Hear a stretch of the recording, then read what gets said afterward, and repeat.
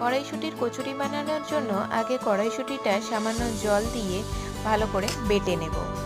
তারপরে কড়াইতে তেল গরম হয়ে এলে তাতে কালো জিরে ফোড়ন দেবো। আপনারা চাইলে হিংও ব্যবহার করতে পারেন। আদা কাঁচা লঙ্কাটা সামান্য থেতো করে ভেজে নেব, না হলে এতে কাঁচা গন্ধটা রয়ে যেতে পারে। তারপরে কড়াইশুঁটির পেস্টটা দিয়ে তাতে স্বাদ মতন লবণ দিয়ে নেড়ে চেড়ে নেব। সম্পূর্ণ রান্নাটা করতে হবে লো ফ্লেমে।